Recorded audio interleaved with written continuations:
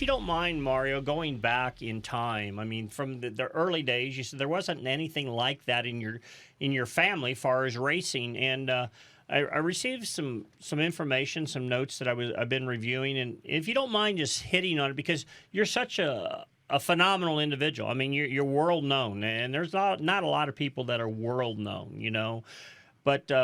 From 1948 to 1955, your family and kind of the start, from what I understand of your racing, you folks were living in a refugee camp. Can you explain how that shaped you as you grew up? Yes, I mean, I'll make it as quick as possible. Obviously, I was born in 1940, pretty much when World War II started, and Italy was in the middle of that mess, as you know, and so by the end of the war, we were living, the area we were living in, the region, I should say, was the far northeast of Italy. And since Italy lost the war, along with Germany, they had to give up some territory. And that's what happened. They, according to the Paris Pact of 1947, that area was annexed by Yugoslavia, thanks to Russia, UK, and the US. And so we had a choice as a family, like thousands and thousands of others, to succumb to communism and stay there. And my dad was extensive landowner. You know, we had 7 tenants and 2,100 acres of land. And they had to give everything up because everything was back to the state owned everything.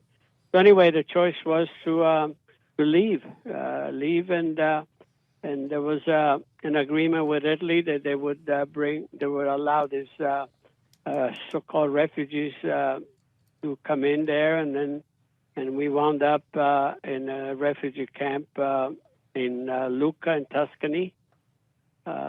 And we were there from 1948 to 1955. That's incredible. So from that point, from what I've understood, that's where, or right around that time, you were exposed to some form of motorsports? Or I have that wrong? No, you don't. But, I got to tell you this story, actually. Okay. When we arrived in the States, 2 years after we arrived, and I arrived at age 15. Age 17, we put a couple of buddies together, and we started building a stock car to race locally. But and then we thought we'd have plenty of time. You know, we have until we were. You had to be 21 in those days to race professionally, and the car was ready in 19. And but we said, I had the date change on my license by a local editor of the newspaper here in Nazareth. And but because we looked so young, I had to sort of fib a little bit. And I used to tell everybody that Aldo and I, my twin brother, we raced in Italy in Formula Junior. And Chris Economac in those days picked that up. And then, which was actually was just a bold fib. It was a lie, and I couldn't, Mike. I couldn't shake it for years. That I raced in Italy, and my relatives in Italy said, "Oh, I don't remember you racing in Italy in Ancona." So like I said, you got to do what you got to do, right? You sold your way to success with a little fib involved. Yeah. We did, to look the part. In those days, not everybody had a racing suit on, and we ordered racing suits from a place called Sala Sport in Milan. So Aldo had a blue suit. I had a white with all the zippers and everything. You got to look the part to be the part, right? we looked the part. So that's the story about my racing in Italy. Well, that's outstanding. At that time. So there really was no racing in Italy, but it sounded good. As far as you Not know. at that time. So let's put that one to bed right now. All right, well, we got that behind us. But what was the attraction? Where did the attraction come for motorsports while you were in Italy? Did Formula One racing? I heard you had hung out with some buddies at a repair shop or something like that. And Yeah, that's what it was. And there was a repair and parking across the square from the so-called the camp was.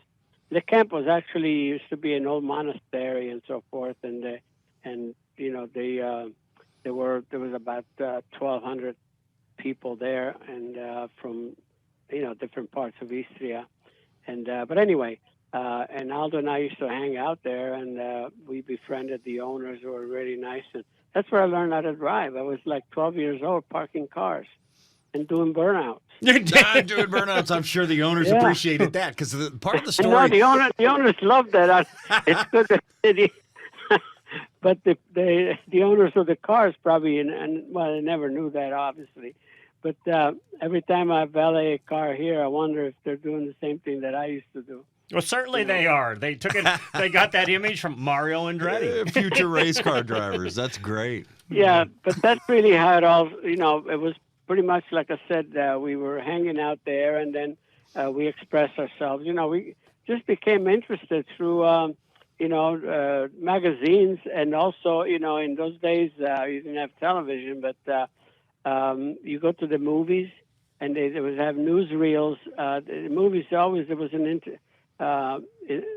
intermission, between the film, just to let the smoke out of the theater, and when they were resumed, they would have newsreels from all over the world, and of course at the top of the story was Ferrari and Maserati, somewhere in any part of the world in Formula One, and that captured my imagination, of course, and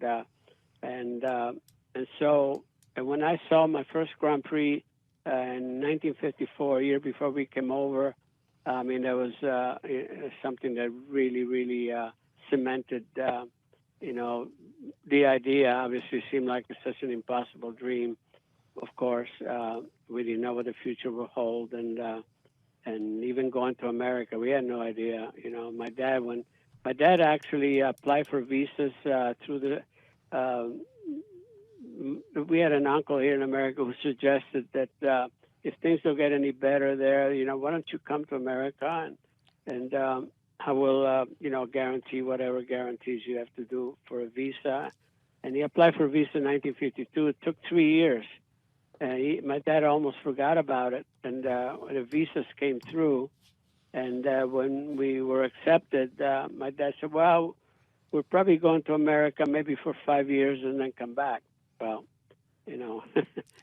Time will tell on that. So when he said that to you, when he said, okay, or told the family, however he did, we're going to go to America, what was your thought? I mean, was it exciting? Was it scary? Or I think all of it. I had all the emotions because, at that time, what do you know? I mean, at age 15, 14, 15, you know what you see and what you experience, and the only thing that I knew, and I still have this the plaque here. In 1951, I was 11 years old. I saw a movie which is To Please a Lady with Clark Gable and Barbara Stanwyck, which was about the Clark Gable became going through the ranks in Indy cars and dirt tracks and into Indianapolis. And the title was, in Italian, was Indianapolis. And that's the only thing I knew about racing in America. But also in 1954, when Bill Vukovich won Indianapolis, it was the first 500 that was won at over 120 miles an hour average, which in kilometers, it's 200 plus kilometers. So, oh my God, there was a headline.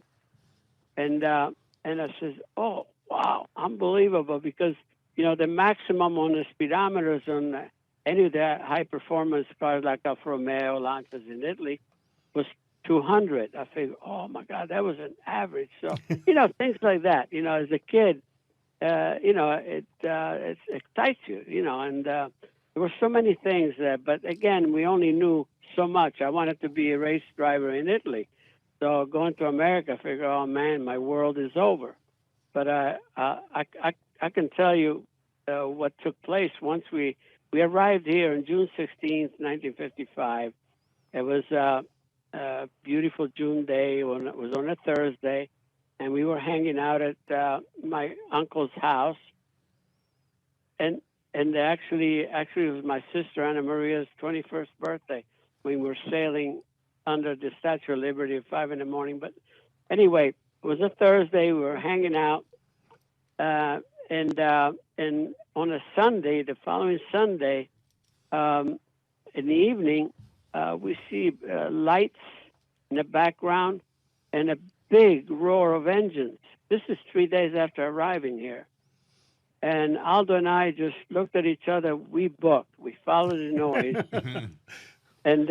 And here was the local fairground that had modified stock cars. Man, we were looking through the fence, and there I said, oh, man, these things they don't look like Formula One cars, but they looks pretty doable type of thing. And that's where we got the idea. 2 years later, we put four buddies together, and we started building a car. We built a Hudson, and we got. I'll tell you later. We got the information. I bought $500 worth of information from Marshall Pruitt, the team that had folded up. No, huh? Oh, Marshall Teague. Marshall Teague. Marshall Pruitt. Marshall Teague. Yeah, and anyway, and then we built a 48 Hudson stock car. 48 Hudson stock car. Well, hey. Yeah, because the stock cars in those days were really strong. I mean, in NASCAR, the Hudsons were really strong, especially on the dirt tracks. And that's why one of our buddies suggested that. We didn't know anything about it. I think they weighed about 5,000 pounds. Yeah. Yeah, but you know what? The torsional stiffness was really that was a big plus because you could just cross weight. You held it all the way through. The car was really good. You could slide around the outside, and it worked for us.